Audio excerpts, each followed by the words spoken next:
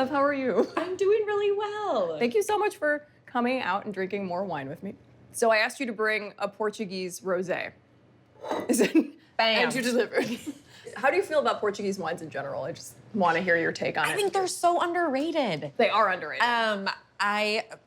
Especially with rosé, we think about crisp, right? Everybody wants that high acid rosé in the summertime. Absolutely. Yeah. And I think, when we look at a place like Vino Verde, where this rosé is from, that is the ultimate in crisp, citrus acidity on the palate, salty minerality. I think it's everything you want in a rosé. Absolutely. I mean, this looks absolutely gorgeous. So you are the managing partner and the wine director at both Vintage Wine and Eats, where we are right now, and also another wine bar in Los Angeles called Buvette. Do you put a lot of Portuguese wine on the list? Yeah, we do.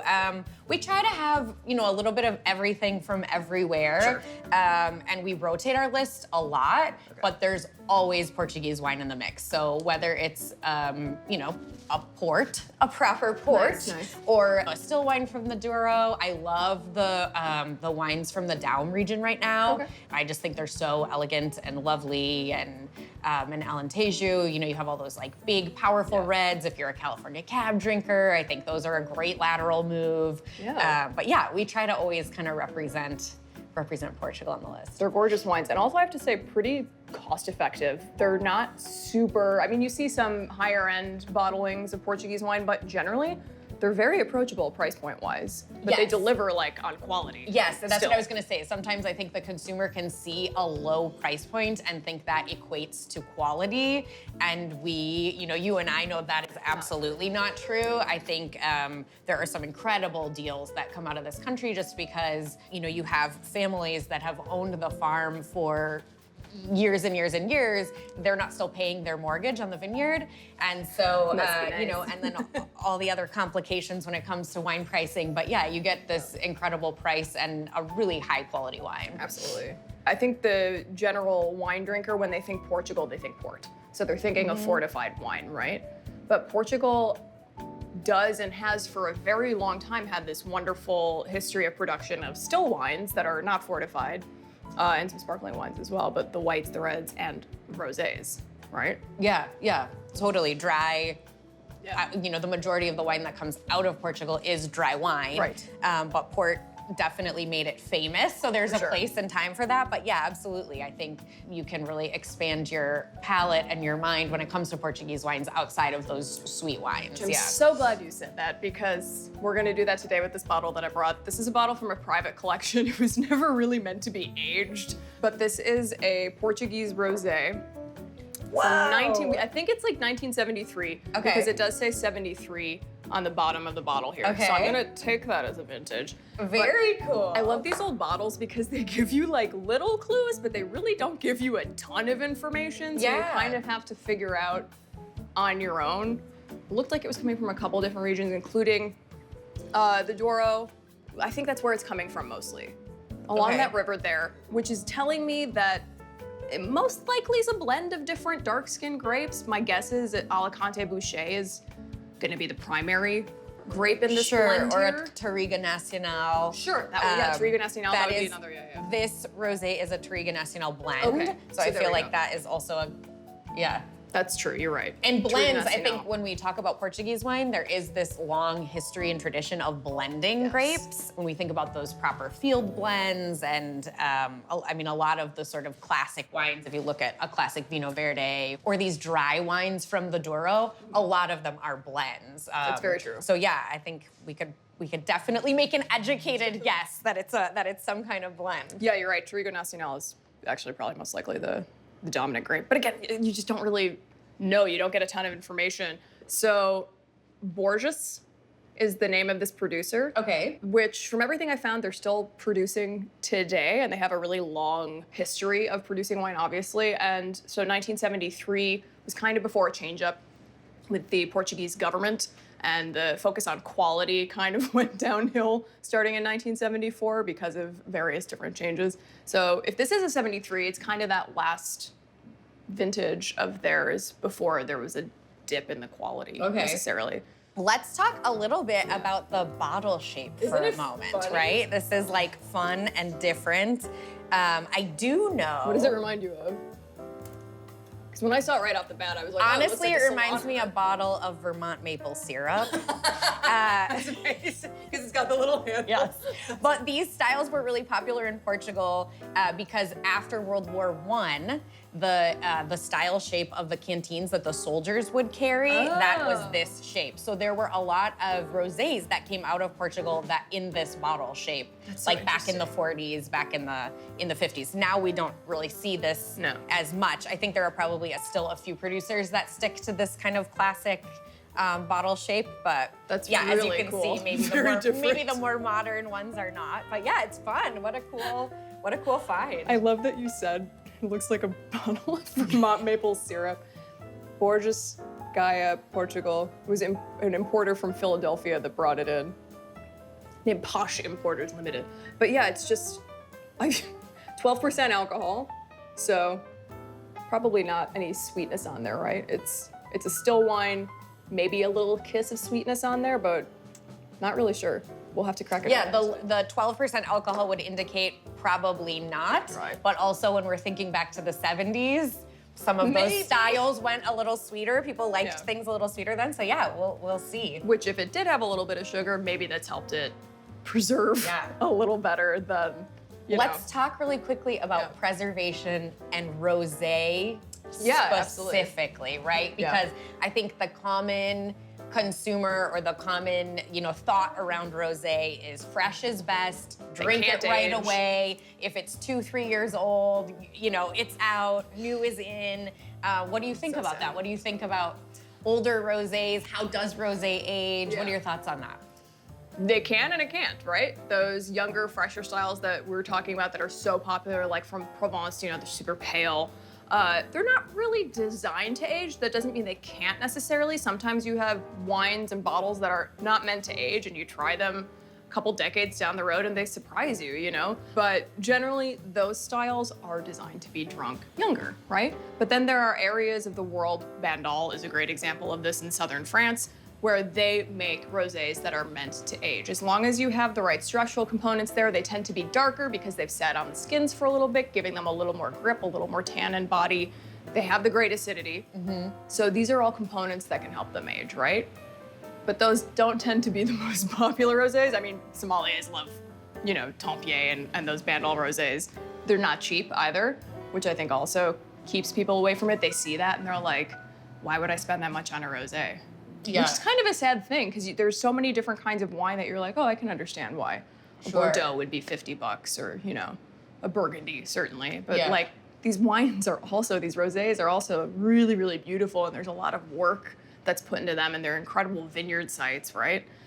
But nobody really, they don't equate rosé with something that should be priced above $15. Sure, it's not a serious wine. It's a pool pounder. It's not a serious wine. Yeah, but it can be both. Yeah, of course. What are your thoughts on it?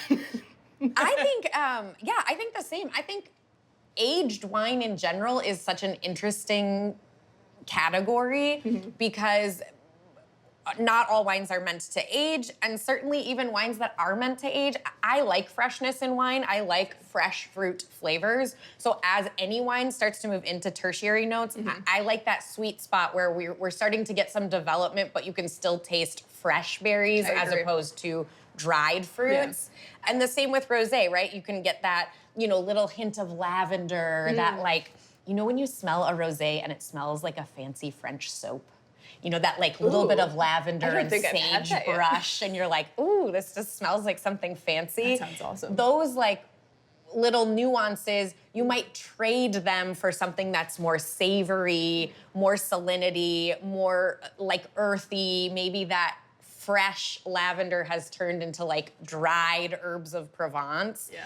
I like those little fresh notes. So I like a balance. So I think rosé, like any wine, it just changes into something different and more complex, and that might be for you, and it might not. Yeah. It's not better or worse. It's just different, And the fun thing with rosé too is it has this huge, rosé is a spectrum, right? Because there's so much potential based off of what the winemaker wants to do with that wine, how long it sits on the skins. Are they gonna oak ferment or age it. There's so many little nuances with rosé. So you've got all of these different shades of pink, if you will, that give you all of these different expressions and all these different regions and these different grapes. Like there's so much potential with rosé. I always say don't be rosacist, because when you see when you see the color, people get scared, right? Yes. They get scared if it's not that perfect color that they have in their mind. They equate that the color means something about the flavor. Yeah. And while it definitely indicates something about the skin contact, you know, maybe that grape naturally has a thicker skin or a darker skin, or it was left longer, or it was a more gentle press. So it can give us some information,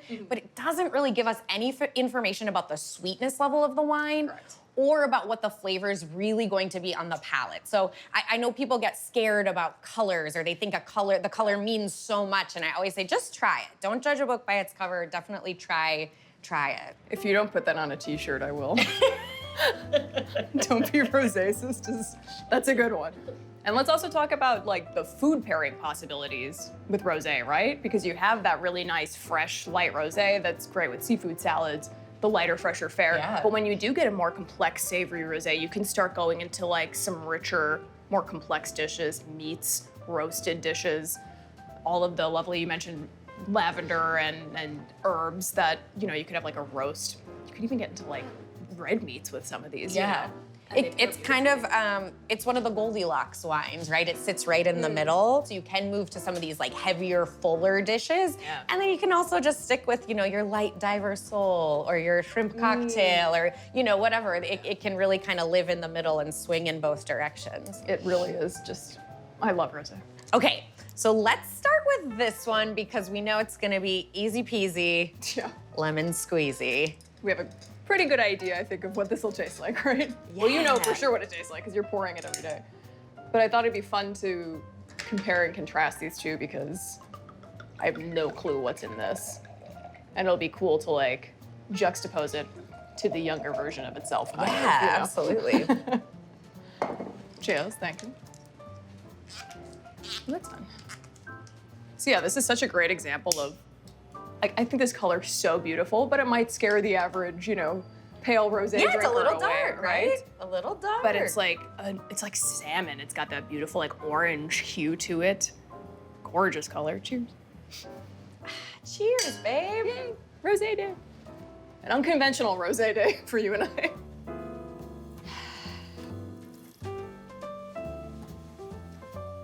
The wine is dry. It's a dry rosé. It's lovely, but it does have a little more complexity on the palate. It's not super thin, but it's still very fresh. A lot of like orange citrus. Yeah, orange citrus is Like the a great, mandarin, tangerine. grapefruit pith. Definitely. On the nose, I get a lot of tropical fruit. I did the first whiff. I got like a little something too, like a little pineapple-y or something. There is the obvious kind of strawberry, cherry kind of vibe there, but I get a lot of like papaya and mango. I like the mango call. I also, so I noticed this is gonna be a little further up north and to the west from where we think this wine's coming from. This is in Vinegar. And so this is on the coast. And I do get a little of that as I dump my hand in my glass. And so because it's coastal, you do get a little bit of that fun, like sea spray, Yes. right? On this, to me, which is- it smells like a seashell. Ooh. When you pick up a seashell off the beach and it's kind of stinky, Oh yeah. right? Like it smells good but bad kind of at the same time. It Yeah. has just that little bit of like salinity, like stinky guava seashell. You're selling it here. It's gonna be the name smells of like our a rancid seashell that you pick up off the beach. stinky guava really nice. seashell. Yeah, that's gonna be the name of our next band. It's gonna fly off the shelves. But it is, that's a lovely rosé. Okay, Claire, I don't know what the hell to do with you this. said that this bottle came from a collector. Yes, private collector. We think it's a 73. We think it's a 73. It's a rosé from Portugal. Lord knows it hasn't been lying down. It's probably been stinking. What are the chances this bottle is good? What do you think? I think good is so subjective. I think it'll Okay, be what are the interesting. chances the wine is sound? I think that my guess is this wine is going to be very oxidized. So I think in that regard, it will be messed up. I think it's going to be very oxidized. Well, I think there will be little kernels to pull from it that they'll be fascinating and interesting. I'll be like, whoa, wasn't expecting that. But overall, I'm expecting a very oxidized, like kind of like brown looking wine when I pour this out, right? What would you think? Okay, I think you're probably right about the color, but I'm an eternal optimist. And I'm gonna say, what if this unicorn bottle, it's maple syrup yes, bottle. what if our Vermont maple syrup bottle has provided a, perfect living quarters for the 1973 Rosé? Yeah, let's see. Maybe, I don't know. I think it's gonna look a lot more like maple syrup than a rosé, personally. So this is fun. So a lot of old bottles, like this is glued to the top right now, which is telling me, at least from, oh, actually it's not. So that's good. But yeah, these old foil capsules, if you wanna play with that, this is heavy as shit for a capsule because it's got lead in it and it's thick, right? I cannot tell you how many times, like opening old bottles, like old Bordeaux, that I've like sliced my finger on one of these because they're thick as shit and it's lead. So I'm like, cool. Yeah, this is very weighty. It's a very weighty foil. It's a weighty capsule. So I'm honestly surprised by how the cork looks. Again, it was probably standing up, so it didn't have a ton of opportunity for seepage. I unfortunately don't have a Durand with me, which is a great opener for old cork. So this is about to get messed up. We're raw dogging it. We're raw dogging it. Yeah, this is gonna be slow and steady. Slow and steady. It's like, oh, it's soft. Like the top part was like, yeah, it had a little give to it, but this, it's turning. Oh, this is fun. Okay. And then ever so gently. Nope. Let's try it. Oh, it's just coming right out. Oh my God. Damn it, Jason. No, it's just see how that's coming straight out the middle? Because this cork is butter. No amount of slowness. Oh shit. So this is fun. This, friends, is why you want to have a proper tool to open your own wine. So yeah, we lost, as you saw, we lost a little piece of that cork because it's super buttery and I don't have the right tools. I'm very unprepared. So there might be a little, I'm gonna do my best to pour this so that there are no little fragments in your glass, my love. Whoa. Looks like maple syrup. Okay, I did tell you not to judge the rosé based on the color. I'm being rosacist, right? Oh my gosh. Wow. Oh, I can smell that coming out of the glass before I even have gotten near it. That's... Okay, you're right. It is definitely oxidized. You don't say. But it's really complex. I wonder at what point this turned from pink to Vermont maple syrup. Slowly, a gradual turn. That's walnut, powerful, walnuts, very nutty, caramel. There's a lot of this kind of like soy sauce umami. So much soy sauce balsamic. Holy shit. And like I'm getting so much of that like mushroomy, which is what you get when something is oxidized, right? So again, oxygen, for those who don't know as much about oxygen with wine, oxygen is both the giver of life for wine and the bringer of death. It giveth and it taketh away. So it brings in, you know, for a wine, that's why we swirl our wine, right? When something's been closed up, a younger wine that needs a little room to breathe and show itself, it needs the oxygen. But after time, too much oxygen does this to a wine. And it turns brown when it's a red or rosé wine, right? Or amber. And it gets very mushroomy and very, very savory, which I'm absolutely getting on this nose. It's intense. But you still get these notes of like raisin and brown sugar. And I mean, this is way more complex than I would anticipate for a rosé. That's a fair statement. Like, I don't by any means like on the palate. It seems very like tired. Like, please shoot me, dump me down the drain, like to me. But you're 100% right. There are those like little pearls in here. And I will say on the nose, like there is a lot going on. Okay, I'm gonna push back a little bit. It's fine, push back. I feel like if I blinded you on this and I said it was a very dry old Madeira, you might fall for it only because those So gullible. really dry old Madeiras, they're pretty high in acidity, right? They are, and you know, this does still have a nice amount of snap for where it's at in other places. It's got it's that, missing like- the viscosity, obviously, of a fortified wine because it doesn't have that alcohol.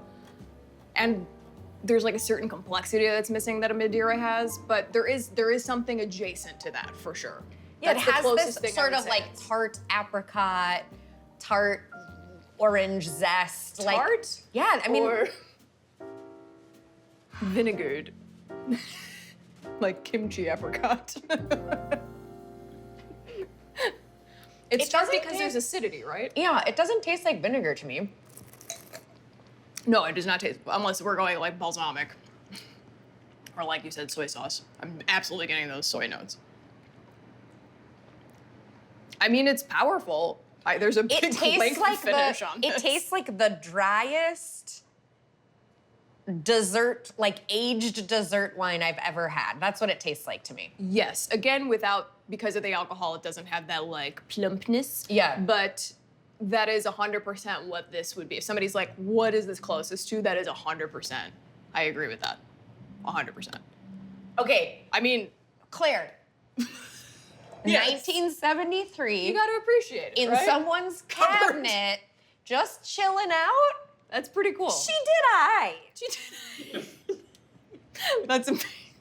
I mean, yes, and that is one of the special things when we get to open one of these bottles. There's all that history in there. It's been, you know, not laying down. I don't think this was ever meant to be here in 2024. You know, it wasn't meant to last that long. But we get to share it now here today and like talk about it and give it new life. Yeah, absolutely. So, I mean, you do have to take those little pearls of your drinking history and you have to, I don't have any benchmark for what an aged Portuguese rosé would be. So this is our benchmark for aged Portuguese rosé. Like, I gotta tell you. Yeah. 90 points. Very cool. This is so cool. It's cool. It is so cool. And you know what? I guarantee you, over the next 6 weeks, after you taste all kinds of other wines, this is gonna be the wine that you are still thinking about and That's trying true. to wrap your head around. It definitely stands out. So what we need to do now is we need to take an unopened bottle of this and we need to store it in one of our cupboards and come back Yes! in 2074 and open it up and see how it does and Deal. see if it's the same. Deal. Cheers, baby. Thanks Cheers! for tasting cool wines with me. This Always was so fun. Thank you so much for sharing this Thank you. bottle.